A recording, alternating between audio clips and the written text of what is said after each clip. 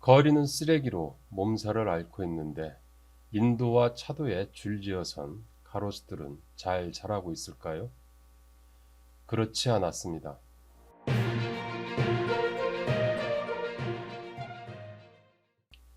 매일 시민들이 오가는 세종의 거리는 세종의 정원입니다. 가로수는 세종의 정원수라고 할 수 있겠죠. 세종을 오는 사람들이 처음으로 마주하는 세종의 얼굴이기도 합니다.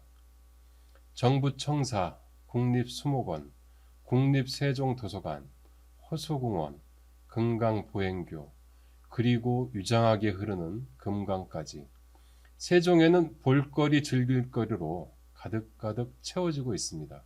그런데 세종 시민들이 매일 걷거나 자전거를 타거나 차를 타면서 항상 보고 산책하는 우리의 정원은 안녕할까요?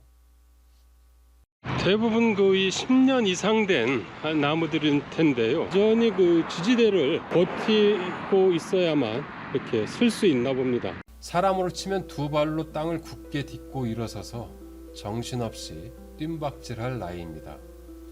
하지만 거리를 지나다 보면 시민들에게 평온한 마음을 가져다 주기는커녕 고사하거나 제 한 몸 지탱하기 어려워 보이는 나무들이 많습니다.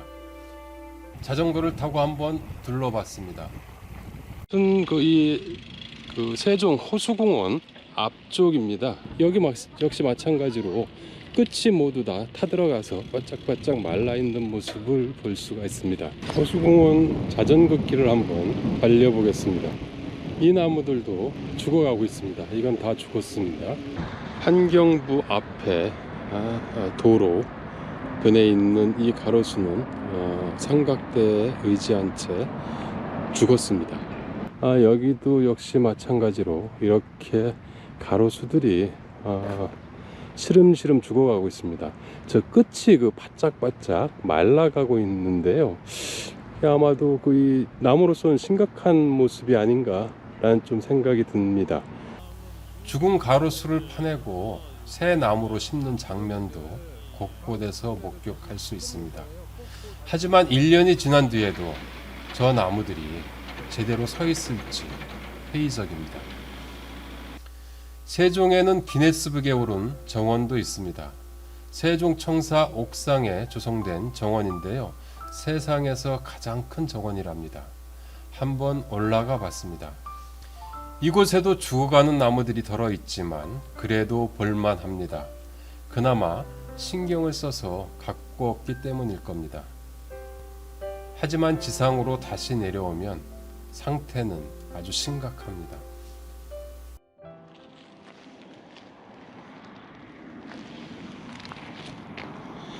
이 가로수는 그래도 잎이 좀 달려 있긴 한데요.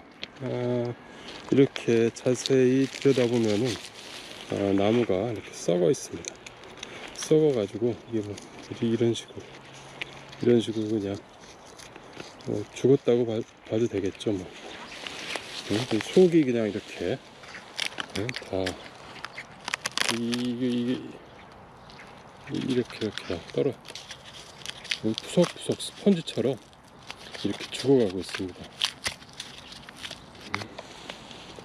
이렇게 물주머니를 꿰차고 있지만 나무들은 그렇게 건강해 보이지는 않습니다. 얼마 전 세종시 중앙공원에서는 아주 성대하게 정원산업 박람회가 열렸습니다. 아름다운 정원을 예찬하듯이 아주 성대한 공연도 펼쳐졌는데요. 아주 볼만했습니다. 무대 앞에서 어깨를 들썩이며 환호하는 젊은이들, 아주 튼튼하고 건강하게 자란 나무 같다는 생각을 했습니다. 하지만 고개를 돌리면 죽어가는 나무들이 많습니다. 중앙공원 바로 옆에는 세종의 명물 호수공원이 있죠. 주말엔 사람들로 북적입니다. 호수에 가득 담긴 물을 보면 마음이 평화로워지지만 그 옆을 지키는 나무들은 한결같이 왜소합니다. 거리에서 본 나무들과 크게 다를 바 없습니다. 왜 이럴까요?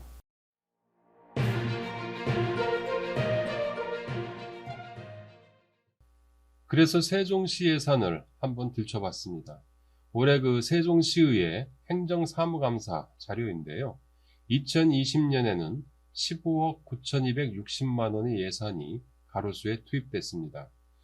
행복청에서 매년 가로수 관리를 세종시로 이관을 하고 있는데요.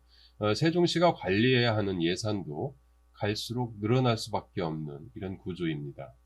2021년도에는 38억 9,100만 원으로 증액이 됐고요.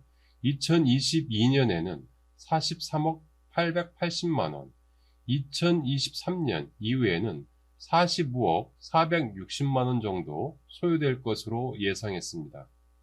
환경운동가인 최병성 목사의 강연 영상을 잠깐 보여드리겠습니다.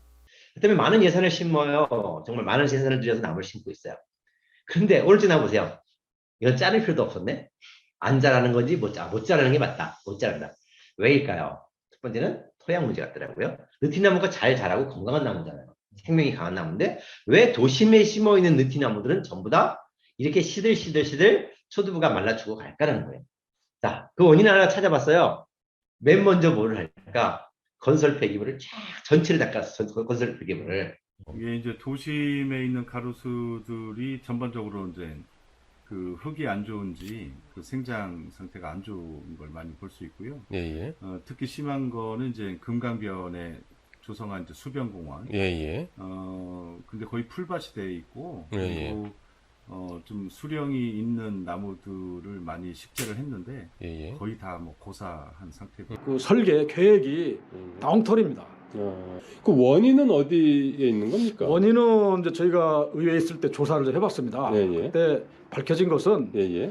이 지역의 땅을 돋우면서 예, 예. 암석을 많이 묻었어요. 아. 암석을 묻었는데 예예. 가로를 심을 때는 암석을 파내고 예예. 흙 구덩이를 흙을 많이 채워서 예예. 깊이 해서 예. 흙을 많이 채워 넣어서 거기다 나무를 심었어야 돼요. 아. 지금 그렇지 않고 암석 때문에 뿌리가 제대로 못 내린 거죠. 도시 건설을 하면서 예예. 조경공사를 거의 마지막 단계로 합니다. 예, 그러다 예. 보니까 예. 예산을 다 쓰고 마지막 예. 남은 예산을 가지고 하다 보니까 예예. 아주 저급한 나무를 많이 심은 거죠. 윤 전 부의장의 말이 맞는 것일까요? 세종의 한 공사장에서 그의 말을 확인할 수 있는 장면을 목격했습니다. 세종시에 심은 가로수 밑이 모두 이와 같지는 않겠지만 부분적으로는 바위돌과 수박돌이 바닥에 깔려 있어서 물이 숭숭 빠지는 지형일 수도 있겠다 하는 생각이 들었습니다.